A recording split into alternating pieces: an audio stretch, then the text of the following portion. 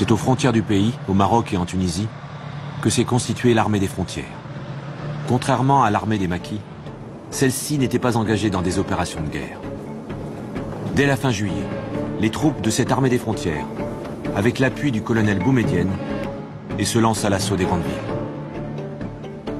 Divergence politique entre le GPRA, le gouvernement provisoire de Benredda, qui conduit alors les négociations pour la paix, et l'état-major de l'armée des frontières en Tunisie.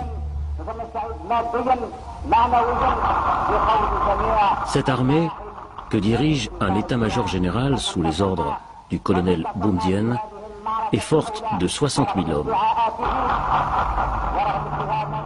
Lourdement armée, fortement politisée, elle attend son heure. Cette armée est très opposée aux négociations de paix par peur d'en être exclue. Officier formé au Caire, fortement influencé par Nasser, le colonel Ouari Boumedienne n'est pas suffisamment connu dans la société algérienne. Il recherche des appuis politiques auprès des chefs historiques de l'insurrection algérienne, toujours emprisonnés en France. Ils avaient envoyé Bouteflika pour recruter un historique. Ils voulaient d'abord convaincre Boudiaf de les rejoindre, mais Boudiaf leur a dit qu'est-ce que c'est que cette initiative que vous prenez au moment des élections, vous divisez le pays, au moment où il fallait être sur une position de force dans la négociation. Il a été très dur à l'égard de l'état-major, donc out. Bouteflika a éliminé Boudiaf et ils se sont rabattus sur Ben Bella.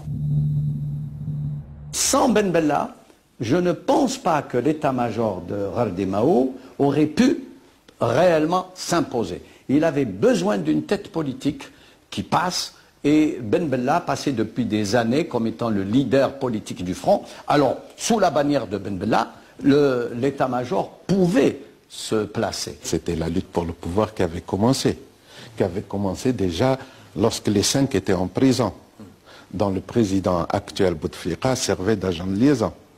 Il a été vendre un coup d'État, Boudiaf l'a refusé. Il a trouvé un preneur qui s'appelle Ben Bella. Bon, il a acheté le coup d'État. On connaît la suite. À l'époque, Ben Bella, il n'a rien compris dans la situation. Il veut le pouvoir, il peut s'arrêter là. Boumedienne, il a utilisé le Ben Bella comme pion. Bachi, la même chose. Et puis après 40 ans, on vit encore de la crise de 62.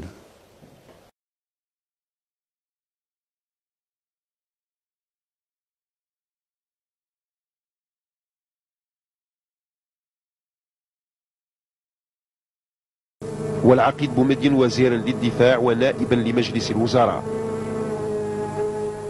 En plus de la défense territoriale, notre armée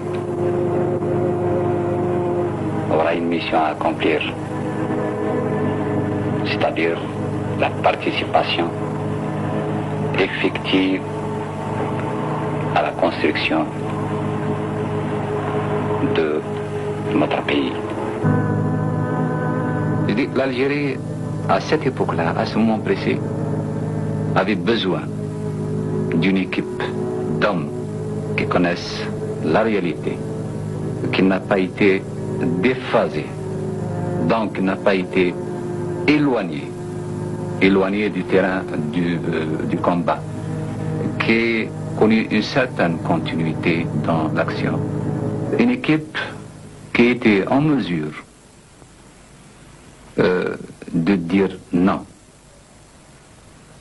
non et d'imposer certaines mesures de redressement.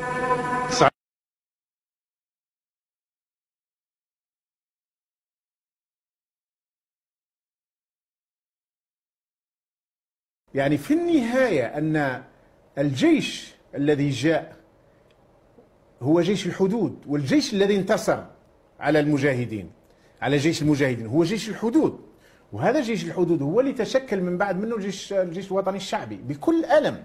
أقولها لك، لأن احنا في كثير من الحالات يقول لك الجيش الوطني الشعبي سليل جيش التحرير، لا، يتحرر أو يخرج الفرنسيس من الجزائر، والناس كلها تتوقع أن تعود لوثائق الثورة الجزائرية سواء أول نوفمبر أو بعض ما جاء في مؤتمر الصمام أو بعض القرارات اتخذت فيما بعد، وأهمها قيام دولة مدنية.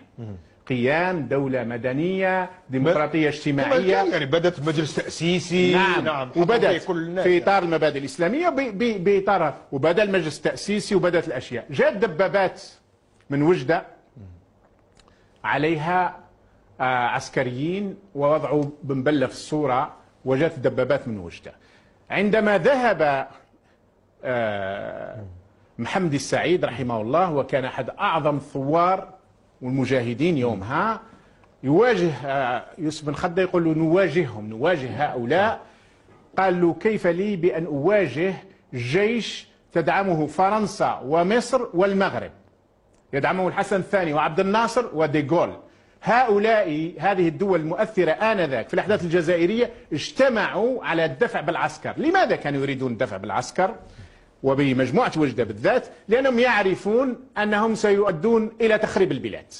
بومدين، ومنها تم اتخاذ القرار بالدخول إلى العاصمة بالقوة صيف 1962، وفي فندقها المرصع باسم كردادة.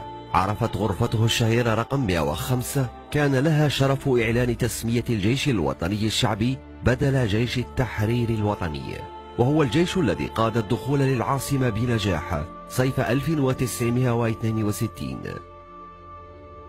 من بعد الدبارة نتاع بومدين قال سيدي كي ما حبوش خلينا ندخل بالقوة.